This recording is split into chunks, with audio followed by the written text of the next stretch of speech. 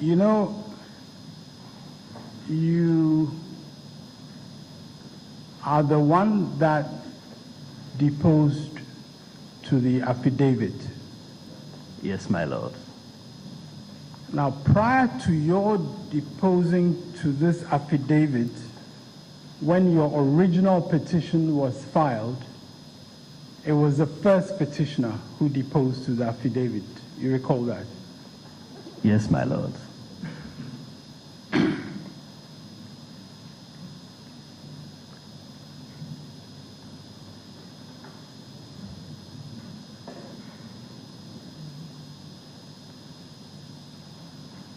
And when it came to the affidavits to which all these attachments and so on of exhibits were provided,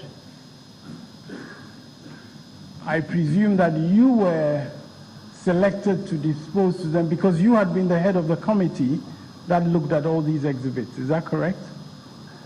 Yes, my lord.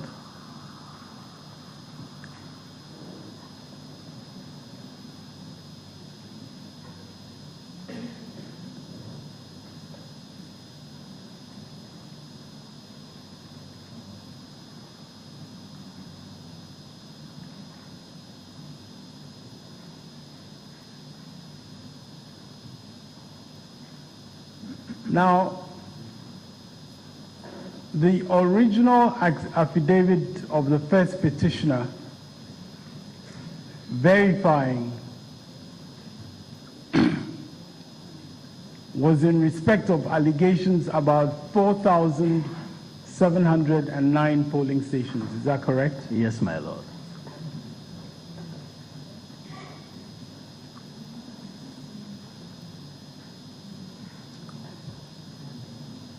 Did you provide in your affidavit any explanation in respect of that earlier number and your change to the higher number? I don't recall. There was no explanation. I think we had an amended petition where we moved up to a higher number.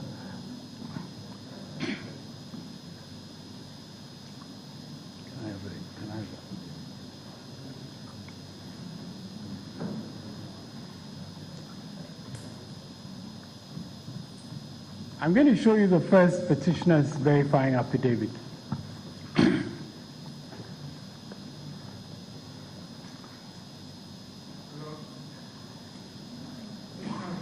Referring to the original petition and affidavit and verification, we are no more relying on that.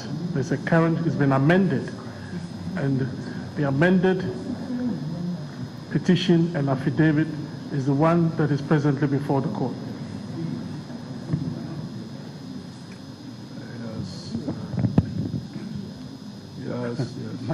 Yes. Now, this is an affidavit that is before this court.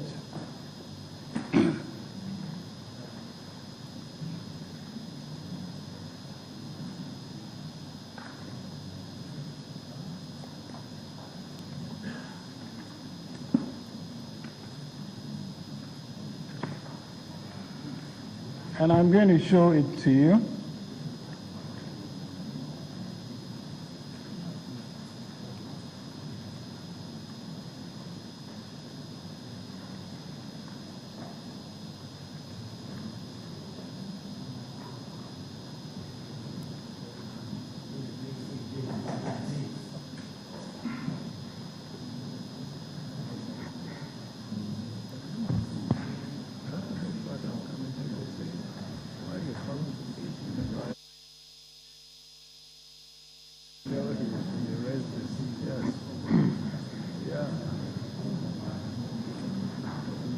My Lord, we have raised an objection to this document being turned through the witness or questions being asked on pleadings that have been abandoned.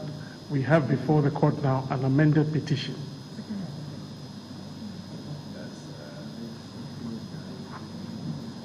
Well, sometimes we just look on, because when you intervene, you know, all sorts of... My lord, we're talking about... I'm coming. Incredible. Misconceptions. But yes, when a pleading is amended, the first one is phased out. That's the effect of an amendment. But, you know, all along. Yes, so now, yes. Yes, anyway, yes, what do you have? My Lord, there is an affidavit, a sworn affidavit that is part of these proceedings. And I am going to cross-examine the witness in respect of this amended petition by a reference that I'm going to make to that affidavit that the earlier swore. The first petitioner swore to an affidavit which is before this court, and the fact that they've amended their pleadings does not mean that I cannot refer to their affidavit and their earlier pleadings in this case, especially if, as we have indicated in our answer, we have indicated quite clearly the inconsistencies that there have been in their case along the way. So, my Lord, there's absolutely no reason why I cannot refer to that in cross-examination. It is it's a hybrid situation. Normally, pleadings are not required to be verified by affidavit, but in an action like this, they are. So, one would apply the amendment as it were. I see the point you are making related to affidavit, but in fairness, one has to construe the amendment procedure mutatis mutandis, also in respect of the affidavit, so that when the amendment is made, it's not just the pleading, but the new affidavit supporting the amended petition should be deemed to have been substituted or amended the earlier one too. No, it's a new one, so we're doing this. Well, may I respectfully ask whether that means that the fact of amendment and the drastic change in position cannot be a matter of comment? Yeah. Even in... Yes, my Lord, but you need to lay the foundation for the basis of that comment. Exactly, you need to lay the foundation for the basis of that comment. But the verifying No, the verifying affidavit verify right. particular document. We rule that with the amended petition, the previous pleadings together with the affidavit fall out, they're phased out, and cannot be referred to. We're most grateful, my lord. Now, okay, now, my lords,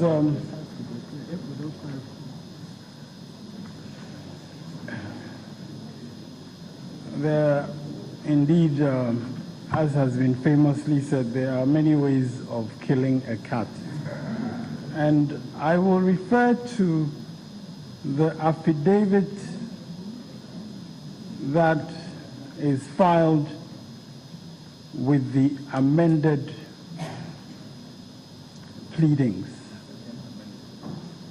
the second amended pleadings.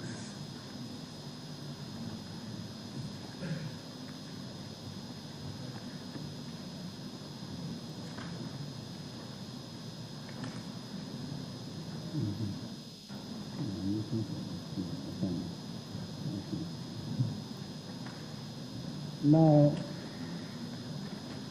the affidavit attached to that is dated the 8th February 2013,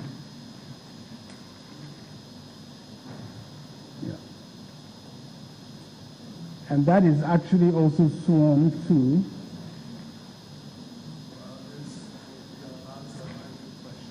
Very well. It's 4:15, almost.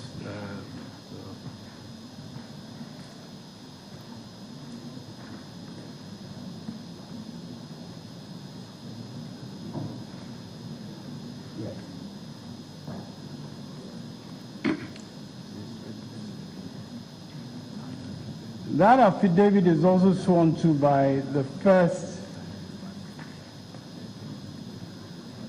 petitioner, and I will just refer you to that.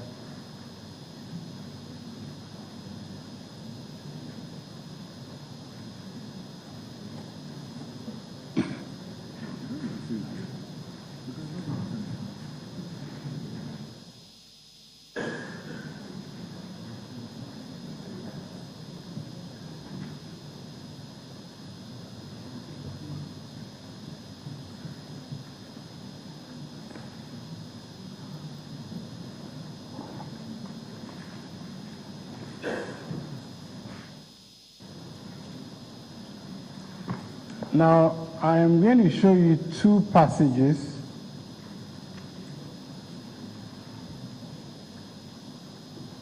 First of all, paragraph 26 of the affidavit, which is on page 7.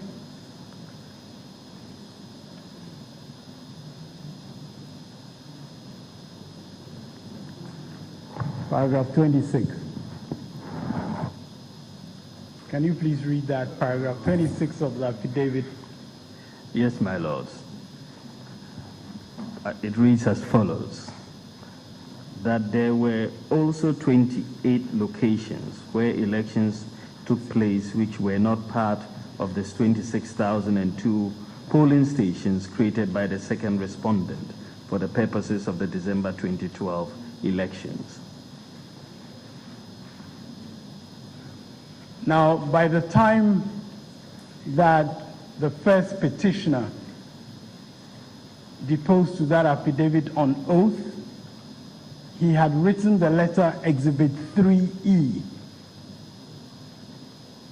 and signed the letter Exhibit 3E to the second respondent, had he not? Can I have a look at Exhibit 3E again, please?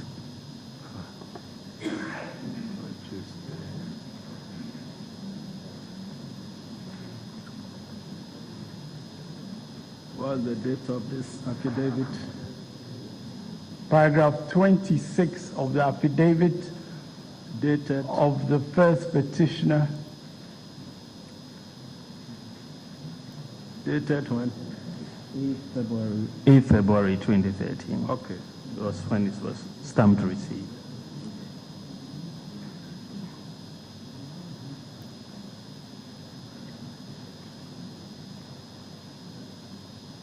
Your question was that By the time he deposed to this affidavit, he had signed the letter Exhibit 3E, which I'm now showing the witness.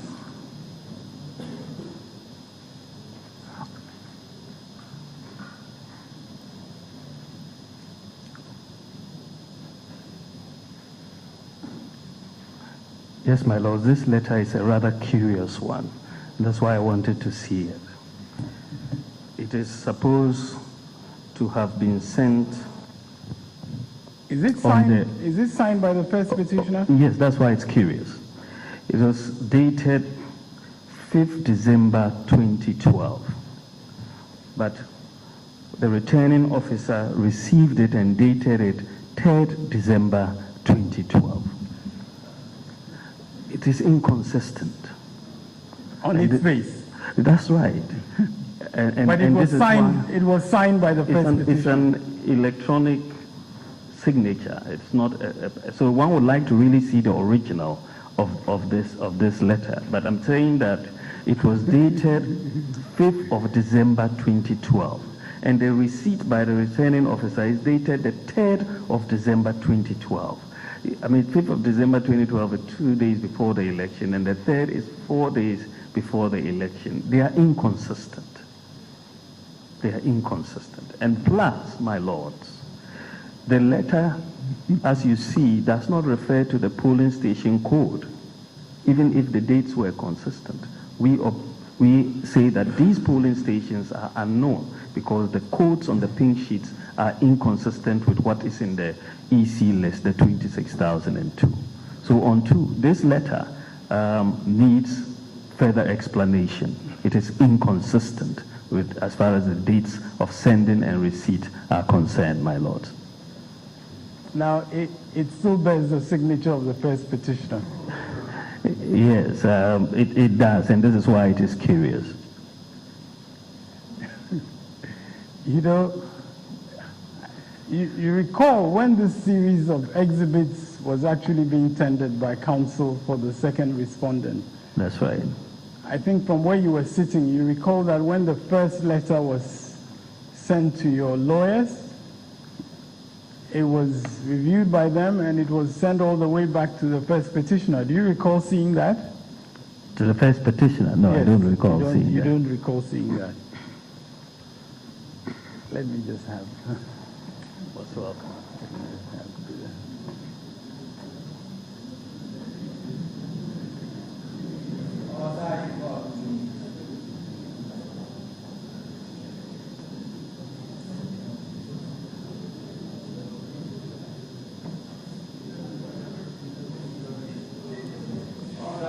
Now,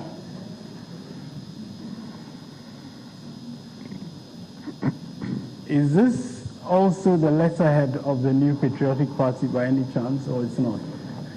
It looks like it, yes. It looks like the letterhead of the New Patriotic Party.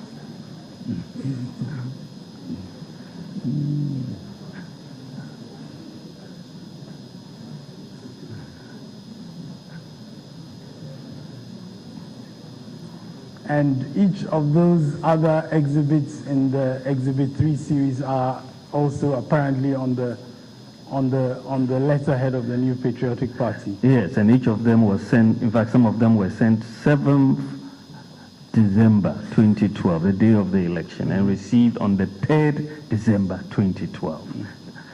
Just not consistent. Have you cared to ask your colleagues about these problems that you've seen on the face of the letter? Or you're just seeing them in the witness box now? No, these were tendered and we've asked questions, and one of the issues that has come up is the dates of these letters. Very well. Now, look at paragraph 9 and 10 also of the affidavit that I gave you.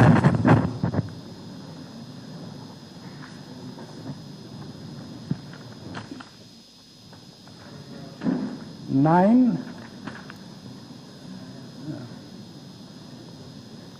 Well, we can start with paragraph 10. Paragraph 10 and 11. Just look at, and perhaps read paragraph 10.